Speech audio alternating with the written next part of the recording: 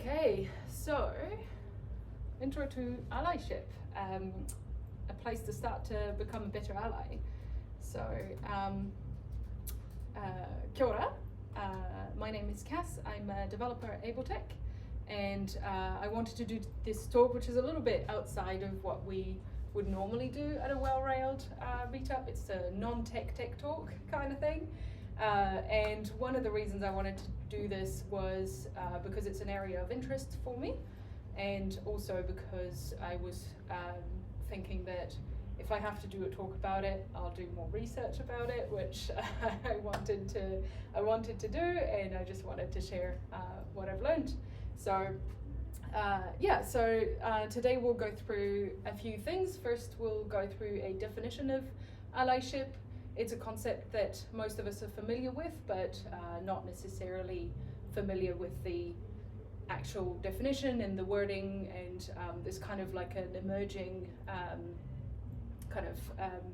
vocabulary that comes with it. So we'll go through a little bit of that. Then we'll go through some first steps and actionable things that we can do to become better allies, and talk about some of the pitfalls, so some of the things to look out for and things to avoid, and how that links back to being a web developer, so how we can apply allyship as web developers. So let's go through a definition of allyship. So I've pulled out this definition from the Cambridge Dictionary, so I'll read it and then we'll break it down in various parts. So allyship is defined as the quality or practice of helping or supporting other people who are part of a group that is treated badly or unfairly, although you are not yourself a member of this group. So it's quite a long sentence, so we'll break it down into 3 parts. So first we have the quality or practice of helping or supporting other people. So one thing that you'll find if you start looking into allyship and what it is often people will say that allyship is a verb. Grammatically speaking, it's a noun, so I don't really know where that sits, but I think what people mean by that is that allyship is something that you practice, is something that, it's an active thing. So you take action, you don't just, you don't avoid being racist or ableist, or, that's part of it as well, but allyship is actually taking action to help other people.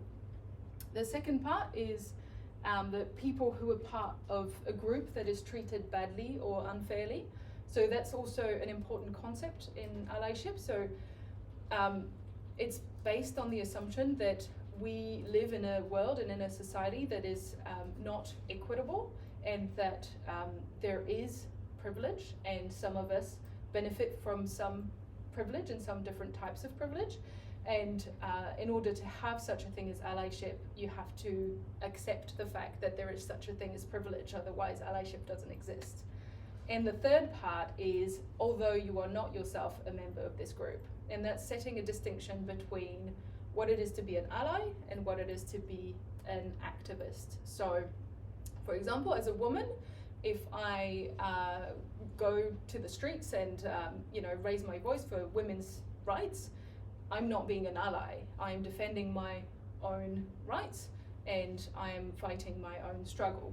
I'm being an activist, and it's a totally valid and great thing to do, but it's just a different thing. So being an ally is, for example, if as a white person I were to raise my voice and use my privilege to help people of color. So I benefit from white privilege, and so I use that to help people of color. That's being an ally.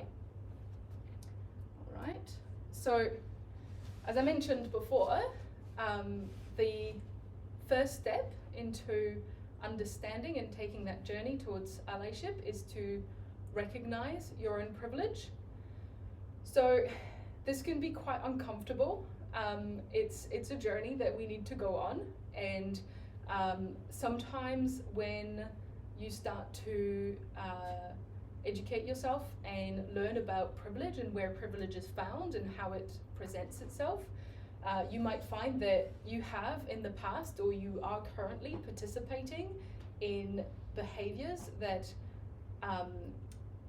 are that continue this system of privilege, and that you are benefiting from that privilege as you are, and that can be uncomfortable. So it's important to understand that this will happen. You will be uncomfortable, and it's okay, and you can just accept it and move on and try to do better.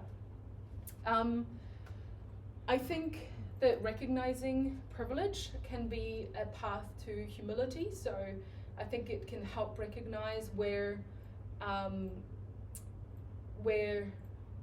you sit with what has come to you through privilege and what has come to you through hard work. And I'm not saying that no success is related to hard work. Certainly hard work can lead to success, but it's also easier to achieve things if you also benefit from privilege. So it's important to recognize that, because it can be sometimes easy to forget that we are where we are and we have the understanding that we have because of the privilege that we have, and not only because of the awareness or the workness or the hard work that we've put in. So I stand here and do a talk about allyship, and I have the privilege to be able to have the time and the resources to educate myself about such a subject, and then I have to accept that having an understanding of those things and having an understanding of privilege and racism and ableism and all sorts of things isn't because I'm a better person. It's because I've had the privilege to be exposed to these thoughts and have the time to research them and the resources to research them. So I think that's something that's important to remember. And I like this quote by Sue Borrego that says, "You are more fortunate, not better than." So yeah, we're rarely better than another person. We're often more fortunate. So it's good to remember that. One last thing that I wanted to talk about privilege is the representation privilege.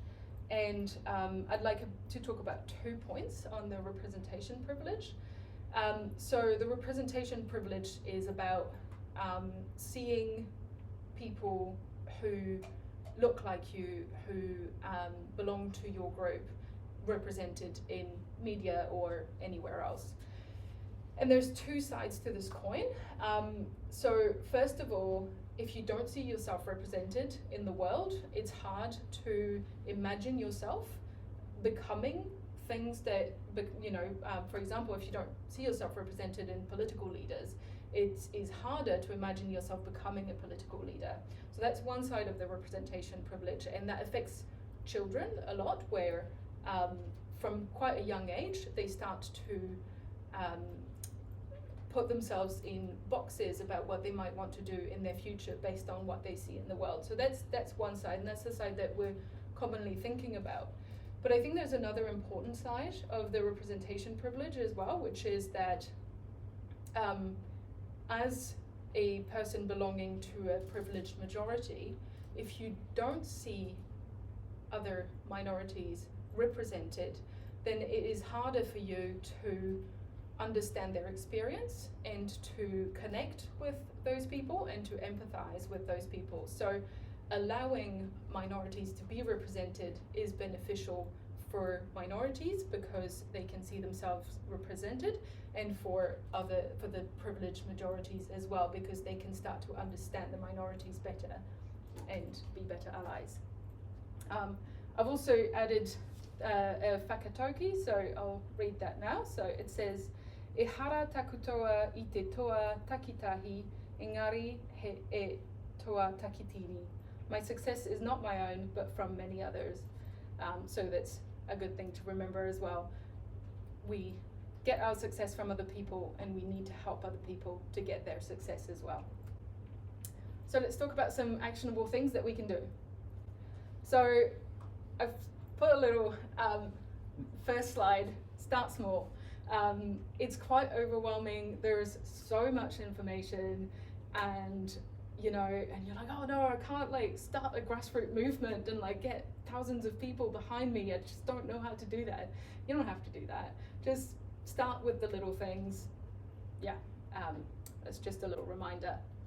And one of those things is consuming media, information, reading, researching and listening. So one of the main things that you'll hear when you start researching allyship is listen. So that's the main principle, is that as an ally, you are not a member of the community or the group that you are trying to uplift. And so you don't know what those people feel, and you don't know what their needs are. And so it's your job to educate yourself and to listen to what those people have to say and what they have identified as things that they need, so that you can help them get what they need. But you're not there to make the decisions on what other people need. So listening is a big part of allyship. And one thing that I quite like to do, and I think is really easy, is to change the things that you see. So I was talking about the representation privilege before, and I think a big thing that we can do is to start changing our social media feed. So I use Instagram a bit, too much. and one of the things that I do is I've actually, you know, through this journey, I've gone through my feed and I was like, okay, this is, you know, there's a certain groups that are quite represented in my Instagram feed, so I'll just seek out other people who might be, and they might not be activists, they might just be talking about their everyday life, but they might be talking about, you know, what it's like to, I don't know, be a stand-up comedian and have cerebral palsy, or, you know, and so it doesn't have to be educational material, but in itself, if it's content that is created by a diverse range of people, then you'll find that you learn about those people and you start to develop a complex image of what other minorities that you might not encounter day to day might be like. And also, you know, whatever you watch on Netflix, the books you read, everything, just make sure that the authors are not just one type of people and that they're just a varied group. And that doesn't take too much effort. So that's a good one. Secondly, share your power and use it for good. So one of the things about allyship, again, is that usually it's based on the fact that if you want to become a good ally, it's often because you have power and you have privilege. And so the things that you can do is to use that privilege to uplift other communities. And so that might look like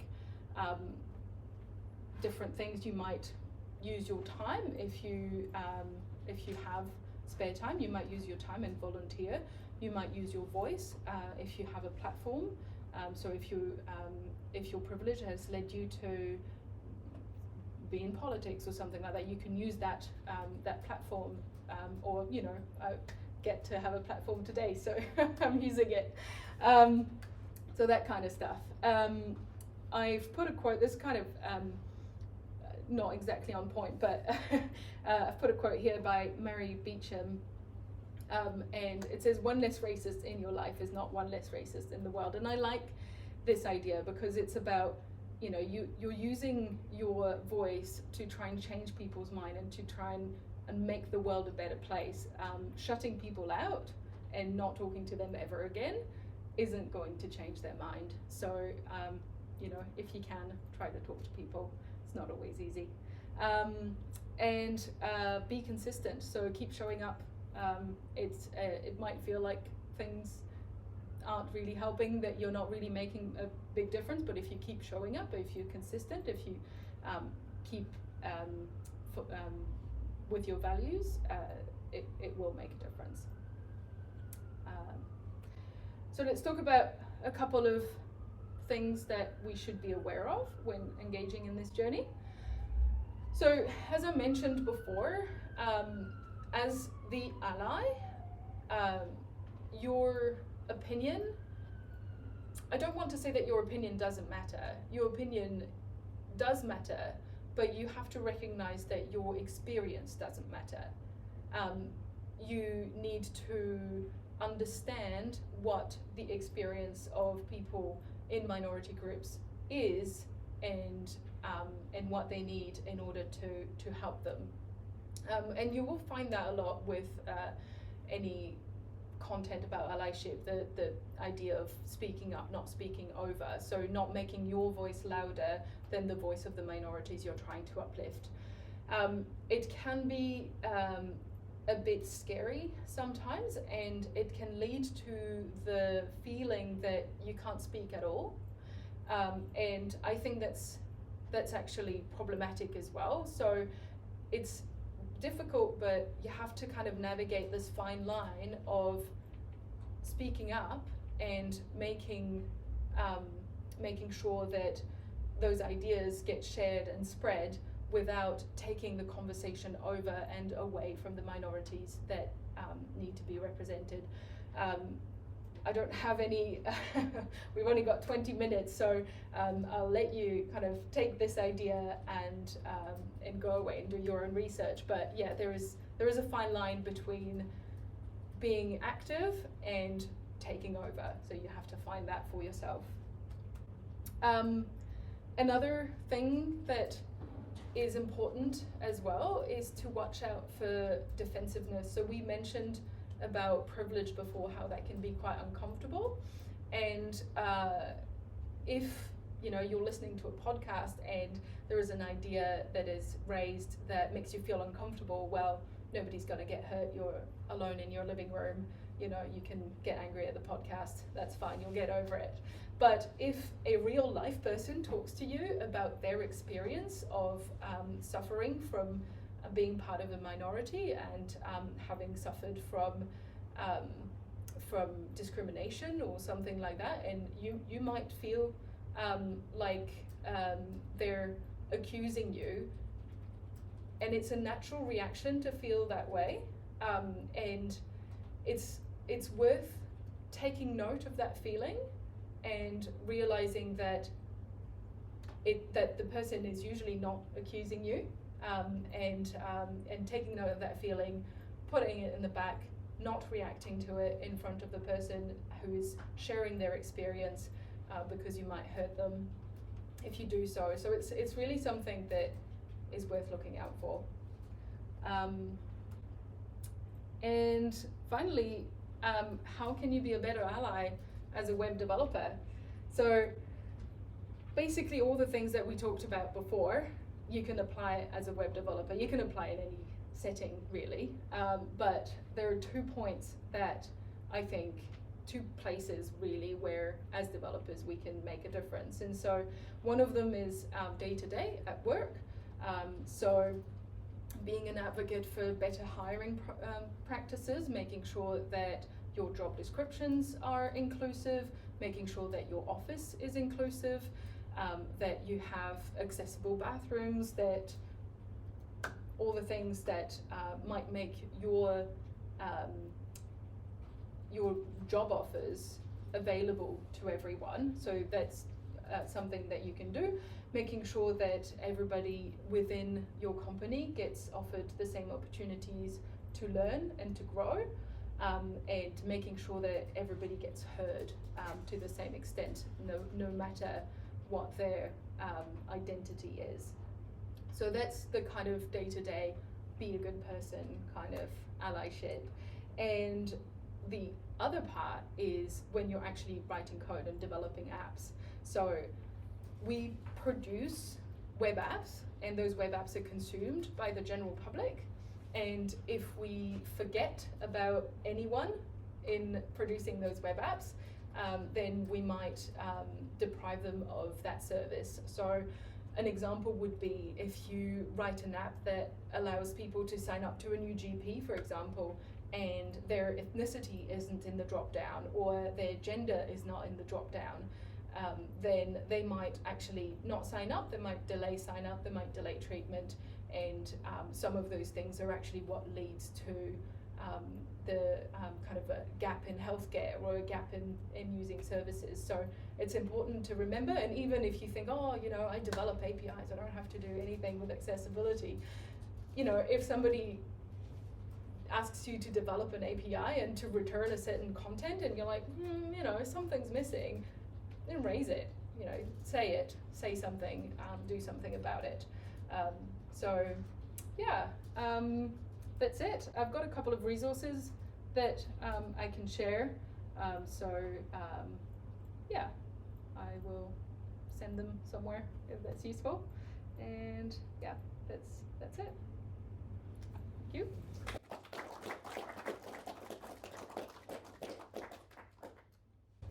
Do you have any questions?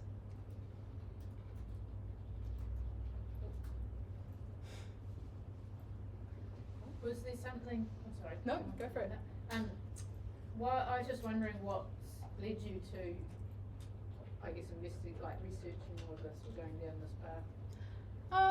I think part of it is possibly, so I grew up in France and I moved to New Zealand 10 years ago, and being in New Zealand, I've kind of, and I guess also, you know, when I moved here I was pretty young, so my political awareness was probably not the same, so I don't want to, you know, blame it on New Zealand, but being in New Zealand and being in tech have kind of made me realize that there is I guess we have a diversity issue in tech, and also generally in New Zealand, there's in Wellington we have quite a segregation and quite different access to things. You know, if you look at access to healthcare for Maori populations compared to Pākehā populations, there's a massive gap, and there's a huge gap in income as well, and things like that. So it's something that I've kind of been made aware of, and so I've been wanting to do something about it, I guess. Yeah. You mentioned podcasts. Do you have any recommendations? Yes, Where can we get started? I do. There's a really good one that I like that's called the Changemaker podcast by Marie Beecham. She's an American podcaster, I guess that's a word, and so she talks mostly about racism, but I think all the principles that she talks about can be applied to any minority, to most minority groups. So I think, yeah, I like her podcast, so that's a good one to start on. Yeah. We can add the list of links you had to comment on the meetup, and everyone can grab those. Cool. Yeah. You know, I'm going to put you slightly on the spot. Oh, yeah, go for it. I know, but you're probably I was going to ask, is your company doing anything in particular that you think is really helping with Allyship? Well, we have good processes with our promotion pathway. So having kind of clear, we've got something that we call a capability ladder. So it's basically a spreadsheet that helps you record your progress, and it helps kind of keep an eye on, on making sure that promotions aren't kind of based on loose criteria, and that helps make sure that it's a more equitable way to promote people. So that's one thing that we're doing. We also reviewed our hiring process, and so put in place some, I think we got the wording of the position description that we sent. We got that kind of assessed by a third party to make sure that there wasn't anything that would kind of exclude anyone. I think that, is there anything else you can think of that we might have? Yeah, but yeah, it's a start. Yeah. All right, thank you.